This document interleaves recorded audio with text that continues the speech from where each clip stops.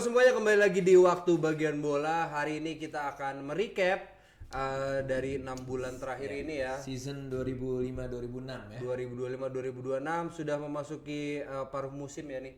Sudah keluar juga juara-juara paruh musim.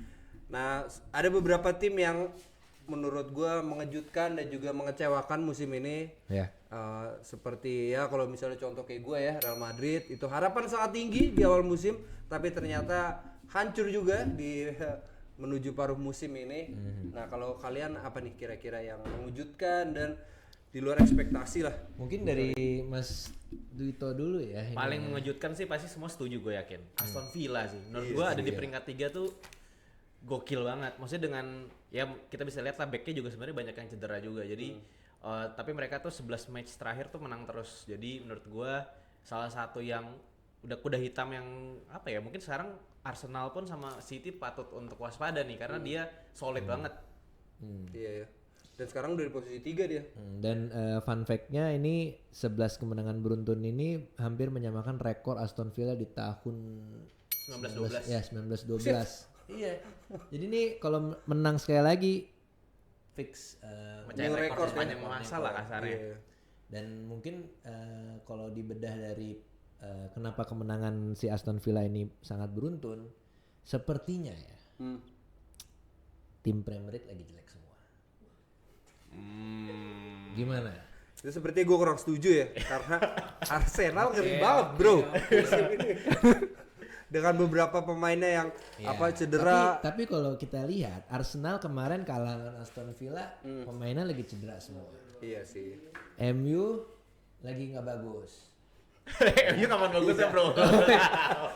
Liverpool kalah kan juga kan? Iya katro. Karena- Enggak menang. Liverpool doang Menang menang ya? 2-0. Oh, Chelsea juga kemarin kalah. 2-1 di comeback kemarin. Oh, kalau itu emang jelek lah ya Chelsea lah ya. Iya, naik turun lah. Naik turun. Oli Watkins golin kan? Iya golin, gila sih. Tapi menurut gue memang bisa dibilang Premier League itu apa ya? Memang unpredictable ya. Maksudnya Ya. kadang-kadang musim lalu kayak Liverpool deh juara, tapi musim ini awal-awal aja di 5 match awal aja menjanjikan, abis itu drop parah. Iya, drop banget Dan malah. Arsenal juga pelan-pelan mulai apa ya? Mulai konsisten, tapi di tengah-tengah juga lumayan chaos tuh. Sama kayak City juga juara sama. satu. Iya. Masih. Nah, City malah yang di awal-awal kayak kurang menjanjikan, sekarang ternyata menyodok Arsenal nih. Tahu gak kunci karena apa bro? Kenapa? Donnarumma sih menurut gua. Donnarumma. Itu transfer Donnarumma tuh menurut gua salah satu transfer highlight ya, yang gak diduga-duga sama banyak orang juga, dan itu bisa jadi kepingan puzzle yang hilang karena kita lihat Trafford musim lalu juga si Ederson juga kacau banget, tapi dengan ada Donnarumma dan akhirnya Pep juga kita bisa lihat udah mulai nurunin egonya juga, mainnya juga menyesuaikan sama pemain-pemain yang ada, dan itu menurut gue jadi puzzle pembeda aja. Akhirnya City yang tadinya mungkin orang gak berharap untuk bisa ada di papan atas atau di penyaing gelar ya, sekarang jadi title contender juga. Iya, dan Nabil Cherki juga progresnya sangat mengerikan menurut gua. Ryan Cherki maksud gua. Nabil tuh Nabil Fekir. Itu pemain Lyon ya. Iya. Ketukar ya bro. Jadi Ryan Cherki ini koreksinya nih bagus nih. menurut gue Pep Guardiola sudah dia kan mainnya bebas aja gitu kan. Nah, sementara Pep Guardiola nih nggak bisa nih ngelihat pemain yang bebas kayak gitu, harus masuk sistemnya dia. Tapi sepertinya ya Pep Guardiola sudah melunak, ya udah terserah deh lu mau ngapain, gimana kreativitas lu. Jadi baru kelihatan nih Cherki jagonya. Karena highlightnya tau gak apa? Karena Pep ini musim terakhir bro. Oh iya. Makanya kalau kita lihat kan sekarang rumornya ada katanya Enzo Maresca menjadi penggantinya suksesornya Pep dan lain sebagainya. Jadi menurut gue ya mungkin karena dia pengen ngasih inilah ya kenangan manis buat fans City juga. Jadi mungkin di akhir musim dia mau coba nurin egonya, penting tim ini juara deh gitu. Dia nggak perlu main dengan gayanya dia. Iya. Tapi balik lagi ke yang statement lu Donnarumma pembeda, ini tuh dia itu hanya menyelamatkan kebobolan dan lain-lain, apa build up play-nya juga bagus. Nah kalau kita lihat gayanya Donnarumma sendiri, kenapa dia akhirnya di kick dari PSG ya? Itu kan sebenarnya mirip, sebenarnya Enrique sama Pep menurut gue gaya permainannya agak sedikit mirip karena dia suka pengen mainin kiper yang sweeper ya, yang bisa oper-oper dan bisa nahan bola dan lain sebagainya. Nah sementara Donnarumma tuh bukan sweeper kiper, dia mirip kayak De Gea lah gitu ya, dimana atau mungkin kalau kita zaman dulu ingat di City tuh yang paling keren kaptennya City dulu siapa? Yang Johar. juga Johar ya kan? bukan tipe sweeper keeper. Marah-marah ya. Tapi tapi menurut gua pembedanya di sini tuh lebih ke ini ya, kayak yang namanya kiper role utamanya kan pasti jaga gawang dong. Gitu. Yeah. Jadi gimana caranya timnya itu solid dari at least dia nggak kebobolan gol-gol aneh lah, gol-gol receh lah gitu. Oke. Sehingga itu Berarti ngebuat main aman. defense-nya juga jadi pede. Nah, menurut gua Donnarumma itu kehadiran Donnarumma itu satu menambah kepedean back-nya dari City sehingga ya teknisnya yang lain lah, walaupun dia bukan tipe yang kiper yang benar-benar apa ya, nggak kebobolan sama sekali, tapi paling nggak one on one stopper atau mungkin penalty stopper juga dia bisa. Gitu. Betul. Ya, itu ngebuat apa ya sih gue Lebih balance lah ya menurut gua lebih balance, pertahanan jadi sih. PD juga back dari Manchester City gitu. Ya. Dan balik lagi ke Aston Villa yang kita belum kelar nih. Oh iya, betul. Lompat-lompat gitu. Ya. Lompat-lompat. Untuk dari Aston Villa sendiri kalau lu lihat pemain mana nih yang sangat berpengaruh buat Aston Villa? Oke, kalau Dari sekarang yang back, midfielder atau dari strikernya? kalau kita ngomongin mungkin kita bahas dari belakang dulu kali ya. Kiper Emi untung nggak pindah ya, karena Emi Martinez tetap aja. Dulu padahal. Iya. Itu MU-nya. ya kita harus patut inilah ya acungin jempol lah. Emi Martinez sudah punya pengalaman yang banyak, pernah di Arsenal juga dan lain sebagainya dan juara World Cup. Jadi menurut gua kehadiran dia tuh nggak bisa dipungkirin lah gitu. Walaupun kalau kita lihat starting 11 terakhir lawan Chelsea ya, itu backnya juga kayak Tyrone Mings nggak main, terus itu si Pau Torres juga nggak main. Jadi menurut gua Emi Martinez itu ya ngebuat pertahanan itu jadi solid. Walaupun yang sebenarnya yang ke-highlight kita semua pasti setuju lah ya si Morgan Rogers ya. Morgan Rogers ya. Itu akademi City yang bisa dibilang yang salah satu yang pembedanya di musim ini. Walaupun musim lalu udah mulai kelihatan tuh dia. Itu dijual apa di loan deh? Dibeli murah lah gitu. Karena memang di City juga nggak kepake kan. Karena ya kita tahu City pemain bintang banyak banget kan.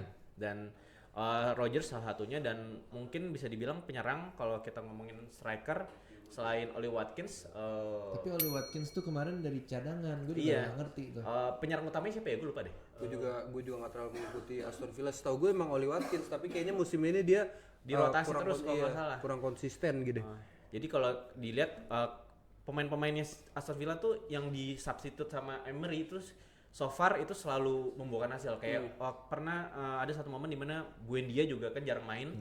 Dia diganti tiba-tiba dia bisa jadi pembeda, 1 assist 1 gol dan banyak lah pemain-pemain Aston Villa yang menurut gua perform saat di substitute gitu. Jadi itu yang ngebuat yang beda Aston Villa itu sekarang itu sih. Iya. Kalau tim yang mengejutkan lu tapi in a bad way gitu. Ternyata dia nggak sejago itu.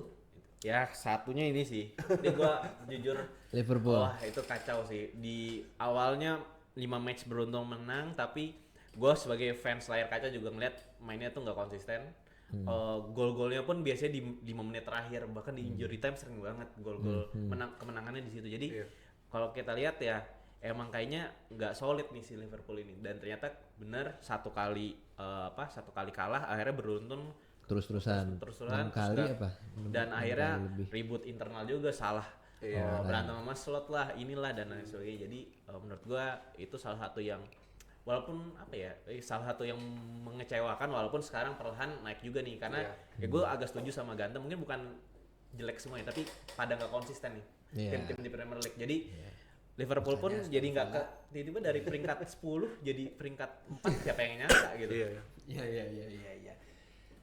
Kalau menurut lu terkait bahas Liverpool, gimana tanggapan lu?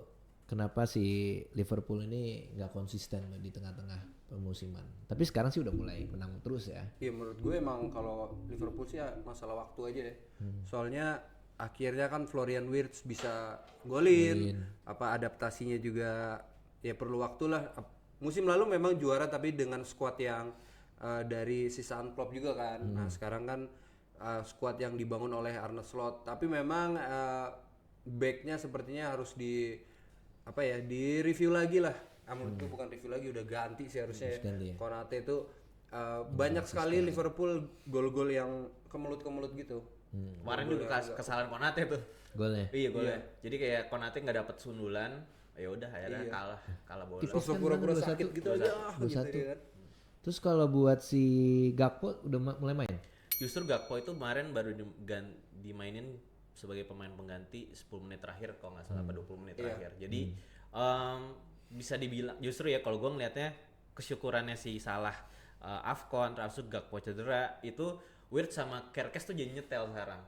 Jadi kayak Kerkez tuh kayak menemukan performanya dia lagi waktu di Bournemouth yang dia kayak bener-bener apa ya, di mana-mana terus crossing. Jadi kayaknya dia cocok sih sama gayanya Wirtz karena mungkin Wirtz tipenya agak sedikit flamboyan yang apa ya, lebih banyak ngoper dan lain sebagainya, dan sementara kalau Gakpo itu lebih banyak cut inside shoot gitu. Jadi perannya Kerkez tuh mungkin dia masih agak bingung sih, belum tune in lah sama Gakpo. Kalau MU perlu dibahas gak? Bahas dong, gak MU gak makan bro. Iya bahas. Lu menurut lu gimana sebagai fans MU? Aduh kalau sebagai fans MU sama ya, aja kekalahan 2-1 lawan Aston Villa, lalu bentar lagi lawan Wolverhampton kan? Nah itu gue yakin sih kayaknya harus menang lah, iya. gila lo Wolverhampton. Menangis bro. Ya terus rumor-rumornya juga Bruno Fernandes cedera ya, nggak bisa bermain ya, paling kita mainin Mason Mount. Kemarin kan Heaven akhirnya main Heaven. Iya, Heaven. Tapi menurut gue justru karena Bruno nggak ada, itu di sini kita lihat nih Amorim secanggih apa. Karena kan maksudnya ya hampir semua tim pasti ada yang pemain inti cedera lah gitu. Maksud gue ya namanya kalau pelatih memang bagus gitu ya, justru dengan krisis-krisis seperti ini di sini kita bisa melihat pelatih ini tuh sebenarnya bisa apa enggak. Iya Sekarang sih. gitu. Tapi gue mau nanya nih sama kalian berdua nih, Amorim tuh bagusnya apa? Bagusnya itu dia bisa ini, Iya, dia prestasinya apa sih? bisa membuat Gyökeres ini apa 2 kali top scorer Liga Portugal. Bisa mengalahkan Manchester City. Iya. Nah ini yang akhirnya gue bingung sama manajemen MU, ngambil Amorim tuh untuk apa itu?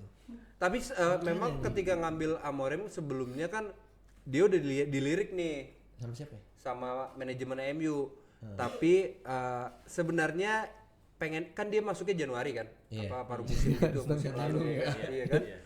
Nah tapi sebenarnya dari musim apa ya, dari musim sebelumnya tuh udah pengen diambil pas summer, jadi memang udah gantiin Erik ten Hag, cuma mungkin negosiasinya kurang gimana akhirnya baru dapet di paruh musim. Tapi untuk sampai sekarang ini sih harusnya udah nggak ada waktu lagi buat Amorim Membuktikan apapun itu ya. Iya. Akhirnya kan dia mainin 4 back kan? Iya. Iya kan? Iya, akhirnya luluh juga ya. Iya. Nah kalau menurut gua Amorim itu bagusnya di mana kalau gua mencoba Objektif menjadi lah ya. apa ya, manajemen MU lah ya. Dari sisi satu dia tipenya apa ya, tipe yang keras. Maksudnya Ten Hag juga keras sih memang. Tapi dia tipenya nggak hanya keras aja, tapi menurut gua dia bisa apa ya, dia bisa mengontrol ruang ganti juga, dan di sisi lain karena dia udah proven di Sporting dengan pemain-pemain yang non bintang, jadi mungkin manajemen MU ngelihat ada cerca harapan nih dengan adanya Amorim, mungkin dia bisa maksimalin pemain-pemain yang non star lah ya gitu, dimana dia bisa poles dan berharapnya bisa berkembang gitu. Dan gue lihat beberapa kali dia itu press con dia bisa menetralkan gitu sih, dia tipe yang mungkin seperti itu. Dan kalaupun dia ada yang nggak suka gitu ya, dia mungkin bisa menyelesaikan di balik layar, dan dia tetap di depan layar pun dia tetap bisa maintain itu. Dan ya itu mungkin yang salah satu yang dicari sama manajemen ya, di mana tetap bisa menstabilkan non teknis, which is kayak ketemu sama pers dan lain sebagainya. Untuk ya balik lagi, namanya kita pengusaha ya, kalau misalnya di manajemen pasti dia pengen valuasinya tetap stabil lah, at least kayak gitu. Dan menurut gue ya si Amorim ini punya manajemen yang gak dipilikin sama Ten Hag, which is dari sisi komunikasi. Tapi ngomongin manajemen itu, banyak banget pemain MU tuh yang keluar dari MU makin bersinar, kayak si McTominay, terus Rashford, Hollywood. Kalau Onana udah gak ada kabar ya. Iya, nggak ada kabar. Kebobolan mulu katanya. Iya. Onana emang nggak bisa di ini ya, nggak bisa di. Menurut lu tuh pemain-pemain bintang MU, Garnacho udah mulai bersinar belum sih? Enggak. Enggak bersinar dia. Iya, kayak Rashford dan Hollywood dan juga McTominay. Ya itu sih, mungkin menurut gue juga ada kesalahannya juga pada di pelatih juga sih. Bisa jadi. Tapi kalau kita ngomongin Serie A bro, semua pemain yang udah afkiran kesana juga jago bro. Kayak kita lihat tadi gue baru lihat tuh si siapa Jamie Vardy jadi player of the month. Maksudnya dia di Premier League udah nggak bisa apa-apa bro, tapi di Serie A dia bisa sesuatu. Jadi menurut gue terlepas dari McTominay gacor, abis itu si siapa Hollywood juga gacor, tapi Liga Serie A bro. Dan kalau misalnya kita ngomongin dari sisi Anthony, mungkin yang lebih fair Anthony ya, mungkin lebih ke ekspektasi bro menurut gue. Kayak kalau di di Anthony mungkin di satu bahasanya di sana juga kan pakai bahasa Latin, jadi mungkin dia secara adaptasi lebih mudah, tune-in-nya lebih gampang, dan di sisi lain pressure-nya juga rendah. Maksudnya ya kita ngomongin Real Betis harapannya apa sih gitu, apakah dia langsung harus juara La Liga kan enggak. Sementara di MU dengan histori yang besar gitu, pasti semua fans pasti pengennya dia juara, bahkan ya manajemen juga pasti pengennya trofi gitu. Tapi ya balik lagi, salah satu yang menurut gue salah di manajemen MU itu bukan Anthony-nya menurut gue, tapi transfer fee-nya. Karena Anthony-nya secara skill menurut gue pasti jago, cuman transfer fee-nya itu sampai 80 juta euro, dan menurut gue kemahalan gitu. Mungkin kalau 40 juta euro itu udah pasti bro itu bro. Iya pasti. Bibitnya ya di Ajax ya.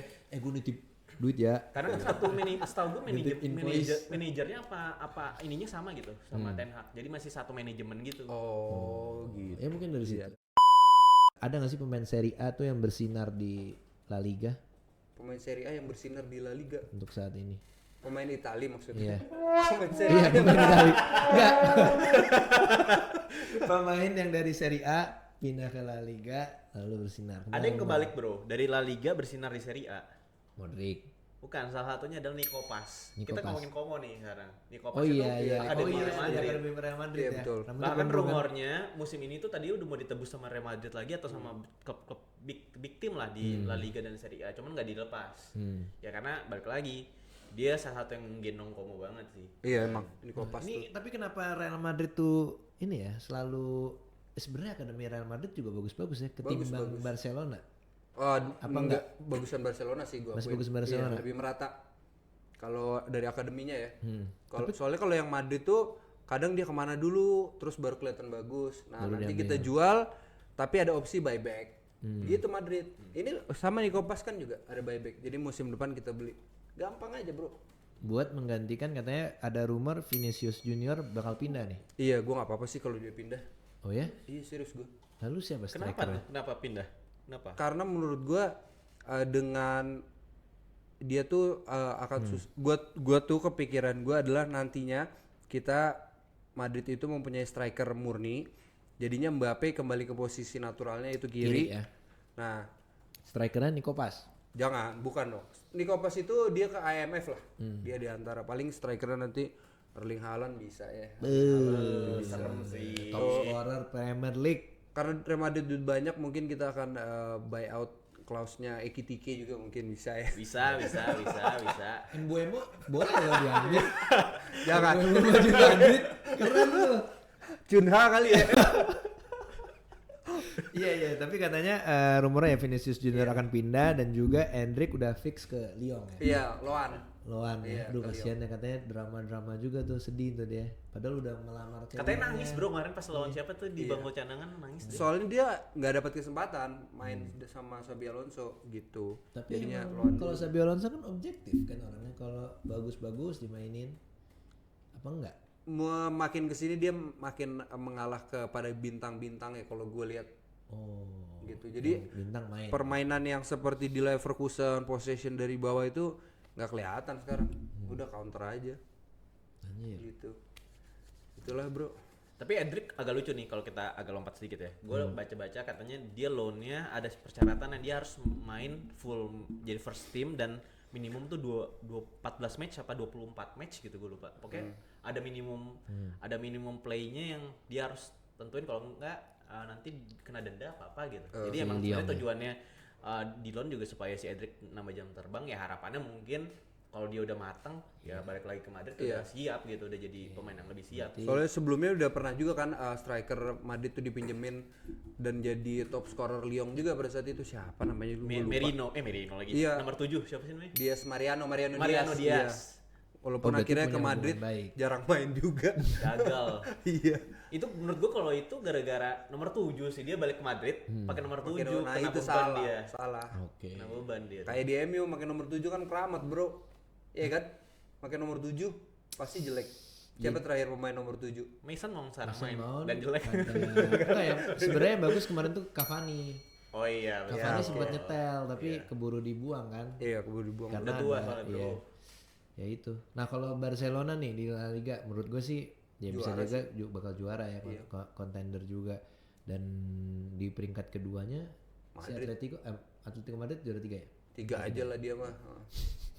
Selalu kuda hitam dia, selalu juara 3. Tapi nanti dia setiap mungkin 4 musim, abis itu ada 1 musim dia nanti juara. Kayak gitu tuh dia. Selalu kayak gitu dia. Gantian tuh. Gantian iya. Iya. Nah kalau misalkan rumor ke PSG tadi Vinicius Junior misalkan terjadi gitu ya, berarti PSG ini di Ligue 1 menurut lu apakah akan menjuarai lagi atau karena kan sekarang dia peringkat kedua nih, Iya. karena RC Lens ya. Iya, Lens. RC Lens tuh juara 1 dan Gila gitu. gue juga nggak nyangka sih. Tapi apakah ini strategi dari PSG karena format dari Ligue 1 ini sekarang playoff? Menurut gue strategi sih. Strategi. Kayak di Inter Miami kan Amerika gitu juga tuh playoff ya. Kayak NBA gitu. Jadi si Mascherano tuh nggak selalu memainkan Messi setiap pertandingan. Biar nanti di playoff aja kita ngegasnya gitu. Menurut gue itu strategi juga sih. Karena soalnya PSG juga membutuhkan ya mau mempertahankan gelar Champions League-nya mungkin ya. Jadinya rotasi pemain karena squad depth-nya PSG gue lihat nih nggak begitu Dalam ya. dalam gitu mungkin ya strateginya. Gue nggak tahu ya kalau apakah ini strategi mereka untuk playoff dan lain sebagainya. Walaupun sudah terbukti dia bisa memainkan secara tidak sengaja sih di musim lalu di Champions League, di mana dia hampir peringkat terakhir bahkan yang lolos di Liga Champion akhirnya bisa jadi juara kan gara-gara Kvaratskhelia ya yang nomor 7. Kvaratskhelia. Gara-gara dia masuk akhirnya beda banget tuh gaya pemain. Tapi itu kan menurut gue bukan strategi sih. Ya siapa sih yang pengen timnya jadi peringkat bawah gitu di Liga Champions. Tapi kalau di sini menurut gue salah satu yang ngebuat komposisi PSG-nya jadi agak goyah itu karena Donnarumma dilepas dengan dengan faktor-faktor ya ada inilah pasti di dalam di ruang ganti juga pasti akan ada perpecahan sedikit gitu. Jadi komposisi pemainnya lumayan berubah total dan di samping itu yang bisa jadi pemain-pemain bintangnya juga udah dihilang-hilangin kan sekarang kan ya. Jadi Luis Enrique ya memang bisa dibilang belum bisa mendapatkan formasi yang pakem nih untuk saat ini dan gua sih ngelihatnya ya karena si Enrique ini sekarang udah pengen main gaya-gayanya dia sehingga ya dia pasti butuh waktu lah untuk adaptasi lagi dan supaya nggak bergantung sama pemain-pemain bintang dan karena gue lihat kalau gue sempat baca blueprintnya si Enrique juga di PSG itu adalah pengen ngebuat ya timnya itu lebih sustainable jadi nggak bergantung sama pemain-pemain bintang. Makanya kalau misalnya kita ngomongin Vini bakal ke PSG gue agak ragu sih karena Enrique kayaknya nggak mau ngubah komposisi harmonisasi di dalam timnya gitu dan dia nggak mau ada satu pemain bintang yang seperti Mbappe lah gitu yang dimana jadi anak emas kan gitu dan gue melihat sih walaupun terlepas sekarang peringkat 2 kalau kita ngomongin long run ya gue masih yakin sih PSG juara. Iya masih. Vini tuh cocoknya ke Chelsea. Chelsea. Iya gue ngeliatnya entah pemain kenceng dari Brazil tuh ke Chelsea aja udah cocok karena buang. Wih, Al Nassr bro, 10 kali kemenangan belum pernah kalah. Al Nassr. Yoi. Ronaldo Bro. dia Kuat. Iya. Body age-nya katanya sama kayak umur 28 tahun. Iya. lebih bagus dari body age gue dong. Kalah gue. Ya kalau dari liga-liga Arab ya itu ya Al Nassr. Kemenangan beruntun. Iya. Bang Dodo sih. Ya dan Bang Dodo recap. Ya semoga harapan lu nih kalau kita lihat dari performa tim langsung cepet aja ya. Premier League siapa nih yang akan juara? Gue pengennya Aston Villa sih bro. Aston Villa. Karena maksudnya gue suka aja kalau ada satu tim kejutan yang bisa juara kayak Leicester zaman tahun 2000 berapa tuh ya yang akhirnya dia jadi juara walaupun abis itu terseok-seok juga berikutnya tapi maksud gue seru aja gitu ada satu tim yang bisa jadi kuda hitam yang bisa juara karena mungkin beberapa musim lalu Newcastle ya kuda hitam yang akhirnya bisa masuk Champions League gitu dan udah 2 kali kalau nggak salah masuk Champions League tapi menurut gue Champions League aja nggak cukup sih harus ada satu kuda hitam yang bisa juara Ya. Menurut lo? Kalau gue dengan melihat Arsenal dengan segala kemarin akhirnya Declan Rice jadi bek kanan, kayak emang udah siap udah jadi juara dia. Gitu. Kalau gue sih tetap ya Arsenal kayaknya ya. Karena udah 3 tahun berturut-turut juara 2 nih. Karena kan pasti kan giliran juara 2 harus juara 1 dong. Iya.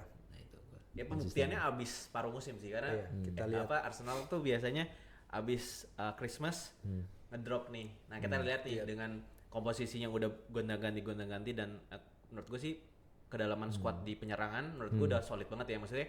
Bahkan kemarin tuh kayak Madueke, terus itu si Eze dan lain sebagainya nggak mainin first teamnya bener-bener yang first team utama.